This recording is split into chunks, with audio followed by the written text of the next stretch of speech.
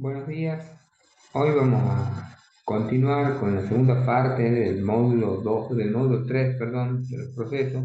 Hoy en la segunda clase vamos a ver el proceso penal. Quiero aclararles que el proceso penal tiene características totalmente distintas y diferentes a las que hemos visto nosotros en la primera clase, que es el proceso civil y en particular el proceso civil ordinario o de conocimiento. Por lo tanto, este nuevo proceso penal que ha entrado en vigencia en Tucumán en septiembre del 2021 ha marcado todo un cambio estructural en lo que es o en lo que se conocía el viejo sistema procesal penal de Tucumán, el cual tenía dos grandes etapas que todavía la mantiene, pero de distinta manera. La primera, que era la instrucción, que estaba a cargo de una fiscalía y que se hacía a través de un expediente escrito, y una segunda parte que se hacía en forma mixta, entre una parte escrita y un debate oral. Hoy básicamente el proceso ha cambiado totalmente, tanto en la parte de instrucción como en la etapa de debate o juicio oral, como se conoce vulgarmente. Esto quiero aclararlo para que sepan de que vamos a hablar de un proceso penal totalmente diferente del que estaba vigente hasta septiembre del 2021 y por otro lado también un proceso diferente del que por ahí algunas de las provincias todavía tienen, en el que se mezcla el sistema inquisitivo con el sistema acusatorio como sistemas de enjuiciamiento. En nuestra provincia, acá en Tucumán, el sistema de enjuiciamiento ya es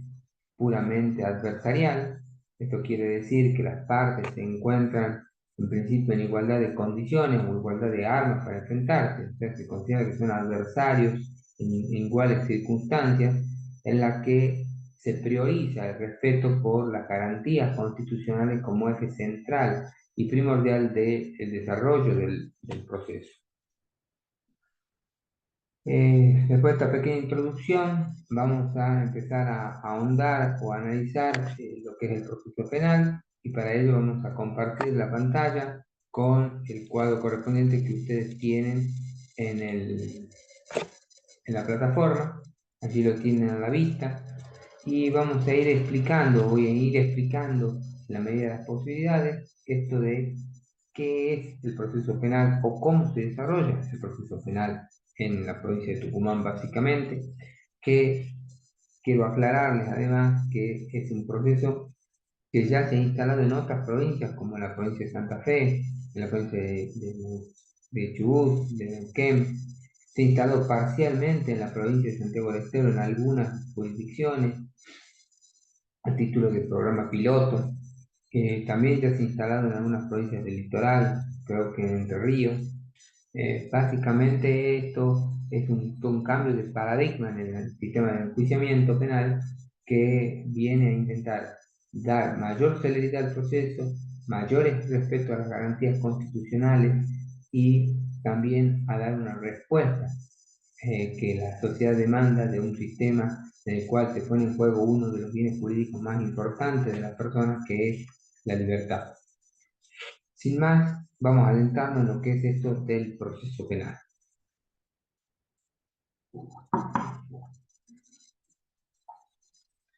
A diferencia del proceso civil, quiero aclararles que este proceso penal no tiene distintas instancias, sino que es un proceso de instancia única que se llama. O sea, no tiene divisiones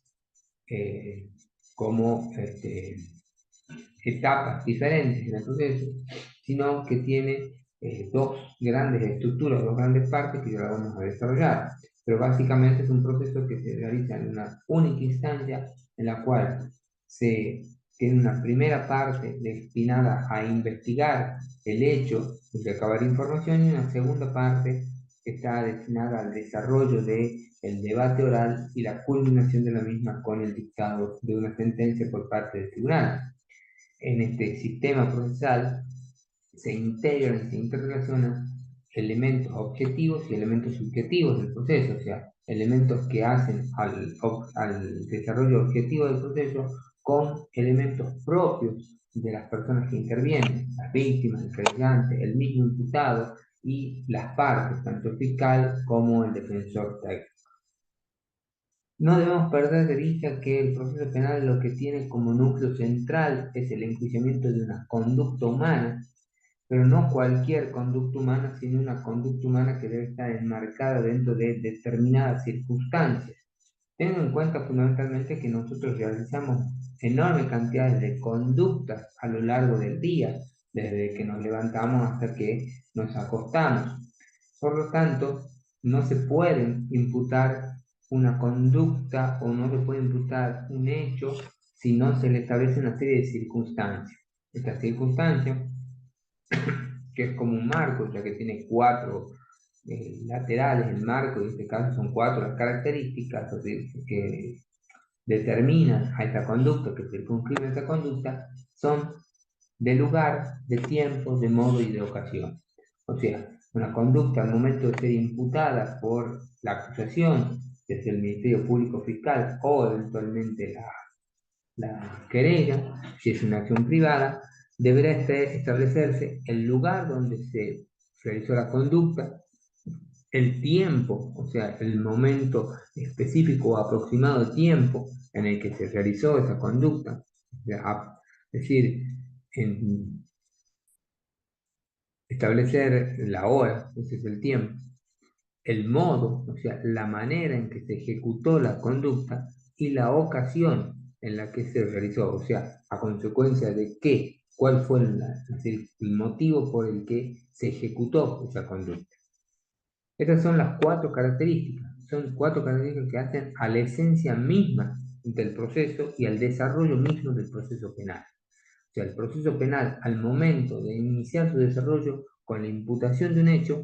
va a tener que especificarse esas características o esas circunstancias. Sin eso, el hecho no puede sostenerse, no puede tener una base de asentamiento para que se pueda llevar adelante la investigación o eventualmente la defensa. Por lo tanto, el objeto del proceso penal es fundamentalmente intentar reconstruir históricamente lo que ha ocurrido. Y hablamos de una reconstrucción y no una reproducción, porque como ustedes saben es imposible poder reproducir lo que pasó hace un minuto, mucho menos lo que pasó en el tiempo, 2 o 3 semanas, o un mes o 2 meses, o a veces un año atrás. Por lo tanto, es intentar reconstruir, o sea, intentar armar algo que sea similar o que intente demostrar con cierta cercanía, con cierta similitud aquello que ocurrió, entendiendo que puedan llegar a faltar algunas cuestiones o algunas características propias de ese momento y esa actuación. O sea, no vamos a lograr un rompecabezas perfecto, vamos a intentar armar un rompecabezas lo más cercano posible a que se pueda mostrar ese hecho, a donde falte la menor cantidad de piezas posibles para poder visualizar qué es lo que sucedió. Lo que se busca en ese proceso, en esta reconstrucción histórica, es averiguar la participación del imputado, de los imputados o de los que han intervenido, o sea, en qué rol han participado. Algunos participarán como autores o coautores, otros tendrán una participación que se llama primaria, secundaria, encubridores, distintas clases de participación que permite el proceso penal poder colocar a una persona. O sea, esto nos va mostrando de alguna manera que el proceso penal es muy estricto en esto. No solo debemos determinar el lugar, la hora, el modo, la ocasión o las características del hecho, sino que también debemos determinar qué rol específico le voy a dar a esa persona, a ese sujeto al que he imputado o voy a imputar de un hecho penal. Otro objetivo que es fundamental para el desarrollo del proceso es lograr descubrir las circunstancias, o sea, los detalles de esas circunstancias que nosotros mencionamos anteriormente, o sea, los detalles de las circunstancias en las que se produjo el hecho. Los detalles van a marcar de alguna manera que la persona que sea imputada de ese hecho pueda lograr verificar la certeza de que ha intervenido este sujeto y en la manera en que intervenir. O sea, no alcanza que el modo o la ocasión sean genéricos, sino que puede iniciarse como una apreciación genérica, pero necesitará precisiones específicas que puedan colocar de manera asertiva, o sea, seguro al sujeto en ese hecho, en ese momento y en ese lugar. Y por último, el objeto del proceso no es siempre la condena. O sea, si es que no se logra determinar la circunstancia de manera precisa, si es que no se logra establecer la participación del sujeto en el hecho, si es que no se logra que la reconstrucción histórica de lo que supuestamente pudo haber sucedido, el proceso penal tiene la obligación constitucional de absolver a la persona. Y en el caso de que sí se lograra todo lo que se plantea como objetivo inicial, se logrará o se tendrá que imponer una pena a consecuencia de la actuación del sujeto. El proceso penal podemos decir que tiene tres características que de alguna manera eh, lo identifican. Lo identifican dentro de las otras clases de procesos que nosotros hemos visto en la primera clase, que es los procesos ordinarios o los distintos clases de procesos civiles que hay. El proceso penal es un proceso individual. ¿Esto qué significa? Que es un proceso que se concreta específicamente en una acusación a una o varias personas, pero perfectamente identificadas, individualizadas. No se puede imputar genéricamente a un grupo de personas, sino que se requiere una de las exigencias de la imputación es poder individualizarla. Establecer nombre completo, DNI, alias, domicilio, referencias vinculadas a los antecesores, características, antecedentes penales, todo lo que haga la individualización de la persona. Por otro lado, también la segunda de las características que tiene el proceso es la integridad. O sea, ¿qué significa esto? Que el proceso se inicia con la imputación del hecho y debe terminar indefectiblemente en una resolución que puede ser de absolución o de condena. Hay mecanismos de resolución intermedio en el proceso, pero que en definitiva no alteran la integridad. ¿Por qué? Porque la integridad es que todo el proceso se desarrolle hasta llegar a una resolución de ese proceso, ya sea a través, como dije, de esa sentencia o de mecanismos intermedios como pueden ser la suspensión del juicio a prueba, una mediación, una conciliación penal, eh, o el resarcimiento del daño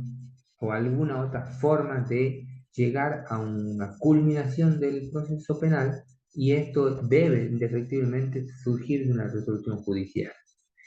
Y la tercera característica, y tal vez la más importante de todas, es la inmutabilidad. La inmutabilidad significa que el hecho por el que un sujeto es imputado al comienzo del proceso de investigación debe permanecer inalterable a lo largo del proceso hasta el dictado de la sentencia. Cualquier situación que implique una modificación del hecho, cualquier modificación de alguna de estas circunstancias que acá tenemos, que acá podemos ver, que acá encontramos, cualquier modificación de esto altera la inmutabilidad del hecho. Por lo tanto, en tal caso,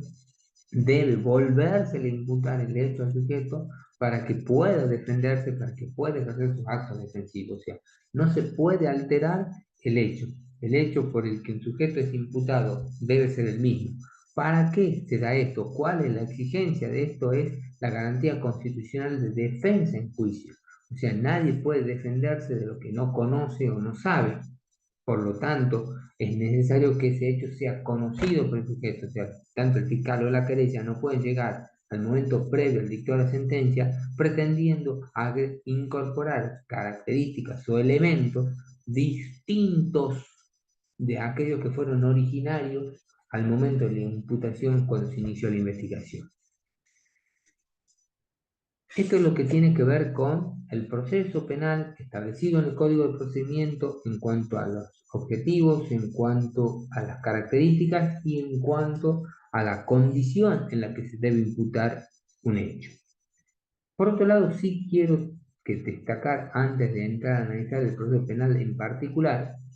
quiero destacar que dentro del proceso penal existe una triada que se llama, o sea, un grupo de sujetos que se denominan actores del proceso, que los debemos dividir entre aquellos que son necesarios, o sea, aquellos que no pueden faltar bajo ninguna circunstancia para que se desarrolle el proceso penal, y los denominados sujetos eventuales, o sea, aquellos que pueden tener una participación aleatoria en el proceso, que pueden estar, dejar de estar, pueden volver a estar, pueden no estar en el proceso, y esto no significa una modificación del proceso. Los actores principales, los actores necesarios, aquellos sin los que el proceso no puede existir, son esencialmente el fiscal, que es el dueño de la acción pública, es el encargado de sostener primordialmente la acusación en el proceso. Si el fiscal no acusara por alguna circunstancia, será reemplazado por el querellante, quien es el que deberá sostener obligatoriamente la acusación en lugar del fiscal para que el proceso termine o se desarrolle. El otro sujeto indispensable para la realización del proceso es el imputado y la defensa técnica. O sea, les quiero aclarar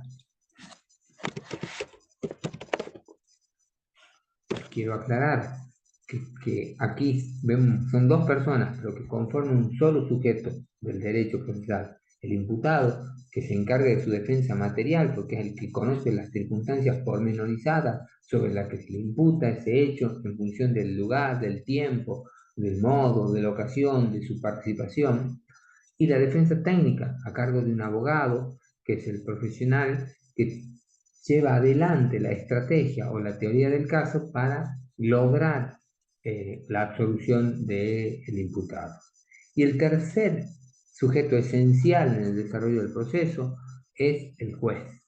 El juez que tiene hoy por hoy una enorme importancia porque es el participante directo de todo el desarrollo del proceso a través de las diversas audiencias que está programada en el Código Procesal Penal.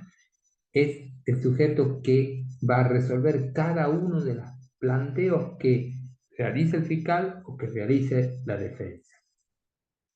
Y por otro lado, como les decía, existen otros sujetos, denominados sujetos eventuales o secundarios, que pueden estar o no en el proceso, como el querellante, que sería la víctima o cumpliendo un rol específico dentro del proceso penal, el actor civil, que puede ser la víctima, puede ser un derechohabiente, la víctima, al igual del querellante, el citado en garantía, o sea, aquel sujeto que interviene en el proceso penal cuando en el proceso penal se hace una demanda civil, o sea, aquel que es un tercero ajeno al hecho, pero que responde por la conducta del imputado, y el tercero civilmente demandado, que en definitiva también es un tercero al hecho objeto del proceso, pero que porque el imputado tiene una relación de dependencia laboral, personal, familiar, es la persona responsable de lo que este sujeto realice, digamos, de alguna manera como una especie de una responsabilidad objetiva. El caso de los dueños de una empresa de transporte cuando se produce un accidente de tránsito. El chofer es el imputado, pero el tercero civilmente demandado será el dueño de la cosa peligrosa o de la cosa que provocó el daño. Y el citado en garantía será la empresa de seguros, para que ustedes la entiendan más fácilmente. Ahora sí, vamos a entrar en las etapas del proceso. El proceso penal, como les dije, es de una sola y única instancia que tiene dos grandes estructuras, dos grandes momentos o partes o etapas, Una es la instrucción, que no tiene nada que ver, y una segunda parte es el plenario. El proceso penal básicamente, como les dije en la instrucción, es realizada por el Ministerio Público Fiscal, el cual en la actualidad tiene la potestad de llevar adelante la investigación a través de su política criminal, pero también puede decir que ese hecho no le interesa investigar a través de lo que se llama la teoría este, de los de elegir cuáles hechos van a ser relevantes para la sociedad y a los cuales el fiscal va a llevar adelante investigación en función de ese interés que él defiende, que es el interés social.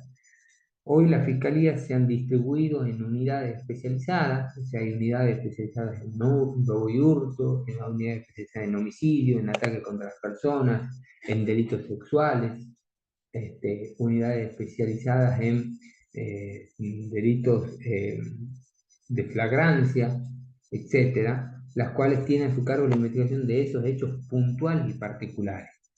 Si bien la etapa de investigación penal preparatoria, que se llama, esta primera etapa es una investigación preliminar en la que se busca juntar, recolectar, reunir los elementos suficientes para demostrar la existencia del hecho y la participación del imputado, que de alguna manera van a servir de base o sustento para que el fiscal pueda elaborar lo que es la acusación o el requerimiento de elevación a juicio, en el que sostiene la acusación, en el que se presume la intervención del sujeto imputado en un hecho.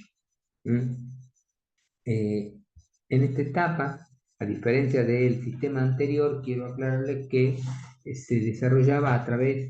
se desarrolla, mejor dicho, ahora a través de audiencias. El sistema anterior era un sistema en el cual esta etapa se desarrollaba en manera escrita, a donde todas las presentaciones que hacía la defensa eran ante la fiscalía, y a la propia fiscalía era la que se le pedía la citación de testigos de la defensa para que declaren.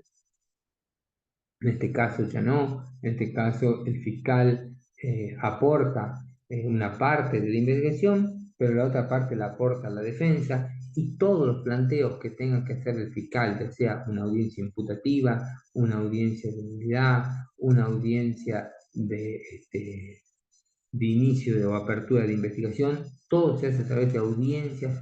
públicas y orales en las que interviene el juez y es el que da mérito, el que valora la presentación efectuada por el fiscal y eventualmente acepta los pedidos del fiscal si lo considera o no, como ampliación de prisiones preventivas, pedido de prisiones preventivas, ampliación de términos de investigación.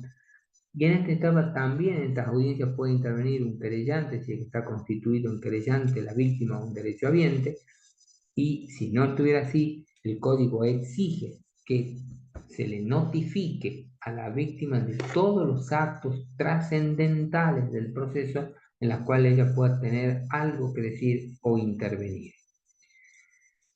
Esta forma de desarrollar esta nueva investigación penal preparatoria le permite a la defensa, sin duda, una mayor equidad y una mejor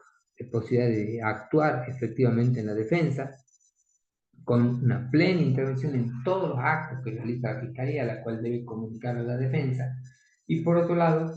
la posibilidad de que el defensor recolecte la prueba que él considere trascendente para la imputación o para oponerse a una imputación.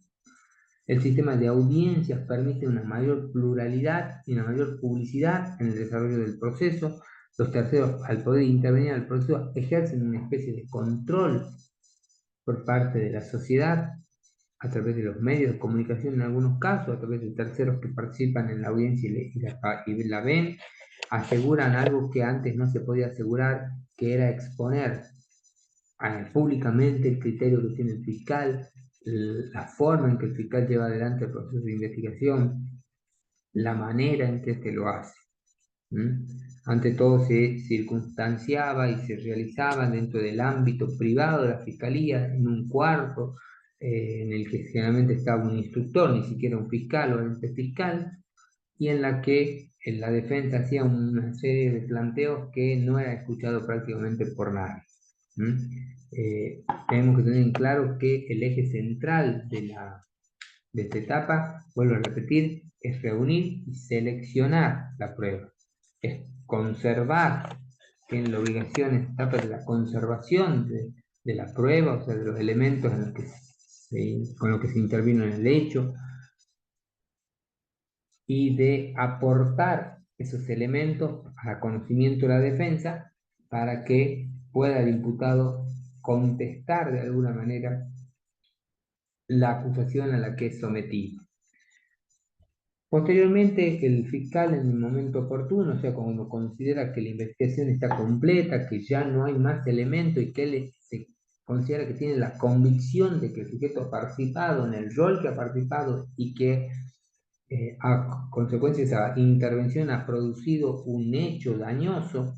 para la sociedad y para una persona en particular, formula una acusación que es corrida de vista a la defensa y luego ambas partes en una audiencia oral van a sostener nuevamente la acusación y van a contestar esa acusación y el juez va a resolver si es que abre la etapa intermedia o etapa plenaria ya, o decide no hacer lugar al planteo del fiscal por inconsistencia y de alguna manera dictar el sobreseimiento del imputado. Sí debo decir que esta etapa tiene características que son anárquicas. O sea, ¿qué significa esto? Que no hay plazos precisos para presentar pruebas, que no hay plazos precisos para imputar un hecho, que no hay plazos precisos para desarrollar una investigación. O sea, si bien está establecido que hay un plazo general para que todo proceso no puede durar más de 8 meses de investigación, pero se puede prorrogar. Eso lo decidirá el juez en función de la complejidad del caso. Pero lo que sí es anárquico de alguna manera es esto de cuando yo lo cito como fiscal a una persona a imputarle un hecho, a una audiencia imputativa. No es necesario que esa audiencia imputativa sea el comienzo de la investigación. Al comienzo de la investigación puedo pedir que se abra la investigación a través de una audiencia, pero la audiencia de imputación la va a hacer el fiscal cuando él la considere, cuando él considere que tiene los elementos suficientes para sostener esta imputación ante el juez. Eso es muy importante que tengamos en claro en este proceso, a diferencia del proceso civil, el cual en el proceso civil el inicio era con la demanda y la contestación de la demanda, en este caso sería como la imputación y la contestación de la imputación, pero acá el imputado puede participar del proceso sin ser imputado. Ustedes me dirán, pero ¿cómo es esto? Pueden ser porque hay una resolución, una sentencia de la Corte Suprema de Justicia de la Nación que dice que la persona se debe considerar imputada desde el momento en que el fiscal está investigando su participación en un determinado hecho. Pero de alguna manera, vuelvo a repetir, esta anarquía que se da en cuanto a cuándo se puede imputar a una persona, también se da con respecto a la prueba. ¿Por qué? Porque la prueba no es algo que se la va a ofrecer en un determinado momento de la instrucción. Se la puede recabar, se la puede producir en cualquier momento, se puede producir antes de la imputación, se la puede producir después de la imputación del hecho, o sea, no es una etapa absolutamente cerrada en esto de el ofrecimiento o el desarrollo de una prueba determinada. Luego sí hay un momento en la audiencia, en la etapa intermedia, donde las pruebas son ofrecidas ya para la audiencia, que es una audiencia de saneamiento del proceso, donde el juez va a elegir o va a decidir si la prueba es válida o no, y si la prueba puede o no superar los cánones exigidos para llegar a la etapa de juicio oral. Pero básicamente esta primera etapa del proceso se cierra con el requerimiento de elevación a juicio, en el cual se le corre vista a la defensa, y luego en una audiencia también pública frente a un juez, el fiscal debe sostener cuál es la acusación final, cuáles son los elementos con los que va a sostener la acusación final, o sea, los elementos de prueba de cargo en contra de la persona, y allí el hecho o la conducta que está investigada, el fiscal le va a dar una calificación legal. ¿Esto qué significa? Significa que el fiscal va a decir que tal conducta se encuadra dentro de unas figuras establecidas en el Código Penal, que puede ser homicidio, un homicidio culposo, lesiones, pueden ser robos y muerte, pueden ser hurto, estafa, defraudaciones, delitos contra la administración pública, pueden ser cualquiera de esos en la que considere que la conducta se adecua a ese hecho tipificado, establecido, y el fiscal va a establecer en función de la tipificación cuál luego va a ser su pretensión de pena eventualmente en la etapa de el dictado de la sentencia, en la etapa del plenario. Con esto se cierra definitivamente todo lo que es la primera parte del proceso penal, que es la instrucción, que se llama, o sumario, o primera etapa, o etapa de investigación general. Y luego se abre una segunda etapa, que es la denominada etapa de plenario, en la cual esta etapa del plenario ya se inicia después, el juicio oral se inicia después de haberse hecho una audiencia previa, que se llama de ofrecimiento y saneamiento del proceso, en el cual se plantearán todas las probables nulidades, se ofrecerá la prueba y el juez determinará si la prueba tiene el mérito suficiente, porque cada una de las partes va a ofrecer la prueba, pero además de ofrecer la prueba, va a dar las razones generales, no necesariamente sean específicas, sino razones generales de cuál es la idea o cuál es la función o la finalidad de esa prueba dentro del proceso. Y luego sí, ya el plenario propiamente dicho, o sea, el juicio oral se inicia ya con la citación de las partes a esas audiencias propiamente dicha, a la audiencia del debate oral, y es a donde las partes van a hacer los planteos correspondientes y van a ofrecer o presentar, mejor dicho, lo que se conoce como la teoría del caso. Allí se va a hacer todo un acto preliminar donde tanto la acusación como la defensa le van a presentar al juez, que no va a tener idea de qué se trata porque es un expediente virtual, es un expediente, es un legajo virtual, o sea, no existe el expediente papel y por lo tanto el juez no va a saber cuál es la conducta que se va a juzgar. Eso será función tanto del fiscal como de la defensa establecer claramente cuál es la conducta que es objeto de juzgamiento, cuáles van a ser a grandes rasgos las características de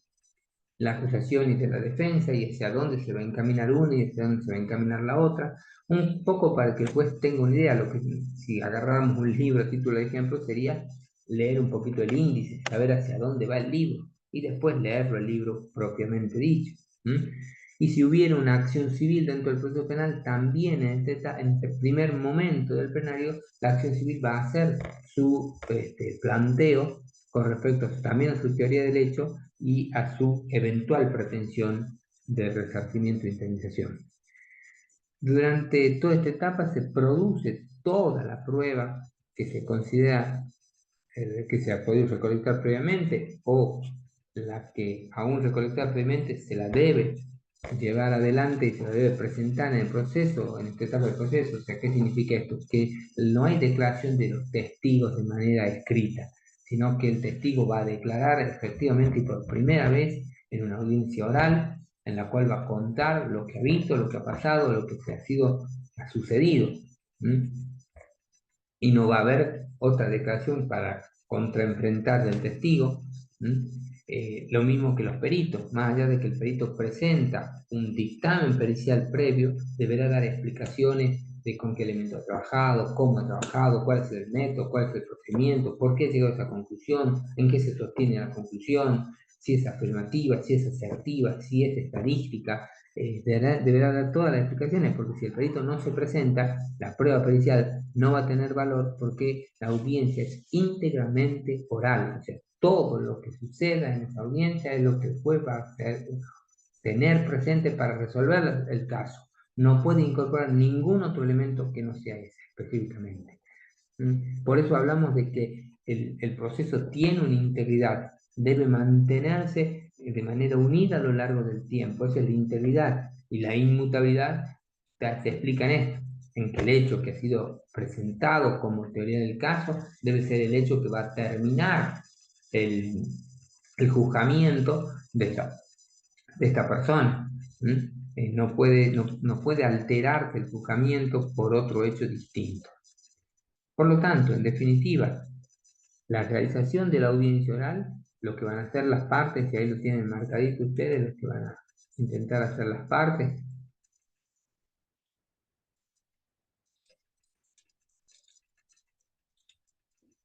es formular su teoría del caso, tanto de la acusación como de la defensa. Llevar adelante en forma integral la audiencia, sosteniendo la acusación en función de los elementos que tiene para acreditar la participación del sujeto por parte del órgano fiscal sobre la querella, como también para desacreditar la acusación por parte de la defensa. Y todo esto va a culminar en un pronunciamiento definitivo, o sea, en un pronunciamiento que el juez va a tener que dictaminar condenando o absolviendo al imputado, pero no puede esa condena sostenerse en una mera expresión retórica o apriorística, sino que esa condena o esa absolución debe sostenerse en función de fundamentos que el juez ha obtenido a lo largo de todo el debate y con eso asentar su sentencia, la cual debe ser lo más amplia y descriptiva posible de todo lo que ha sucedido en el debate para poder llegar a una conclusión de si el sujeto es el autor, es partícipe secundario, o es encubridor o es coautor del hecho por el que se imputaba. Con esto se cierra el proceso penal en lo que es toda esta etapa, pero esta sentencia final de este tribunal puede ser revisada luego por un segundo tribunal, que es un tribunal de impugnación, donde existen 3 jueces que van a examinar el dictado de la sentencia de este juez inferior, y allí el tribunal de impugnación va a dictar una sentencia que efectivamente ya va a ser definitiva, más allá de que las partes puedan ir ante la corte en un recurso extraordinario, pero básicamente esa sí es una sentencia que ya puede ser ejecutada, o sea, el sujeto puede ser llevado eventualmente a juicio, a cumplimiento efectivo de la condena. Con esto, que pienso que ha quedado en claro a grandes rasgos lo que es el nuevo proceso penal, las características del proceso penal, pero básicamente quiero que les quede claro que el proceso penal hoy en la actualidad en la provincia de Tucumán es un proceso eminentemente público, con características de audiencias orales en las que las partes hacen todos los planteos que consideran necesarios ante el propio juez, con lo cual el proceso se basa en el principio básico de la bilateralidad y en el de igualdad de armas para las partes, para que ambas partes puedan llevar adelante de manera efectiva todo lo que hace al desarrollo del proceso penal en cuanto a las características, y que realmente sea un proceso eminentemente público, no como era antes, que tenía una parte escondida, oculta a través del expediente penal y que se hacía por escrito en la fiscalía, sino que esto sea ahora publicado, publicitado, para que puedan intervenir terceros, la propia prensa, o quien considere o se considere con ganas de poder escuchar el desarrollo de un proceso penal, con lo cual de alguna manera esto viene a cumplir con unos objetivos de la Constitución, que es la publicidad de los actos de gobierno, porque en definitiva las sentencias de los jueces son decisiones políticas, son actos de gobierno que representan a uno de los poderes del Estado. Bueno, con esto hemos concluido la unidad 3, espero que les haya sido de suma importancia para ustedes y de alguna manera les haya quedado claro los aspectos o temas generales que hemos tratado con respecto tanto al proceso civil en la clase primera como al proceso penal en esta segunda clase. Muchísimas gracias y nos estaremos viendo pronto.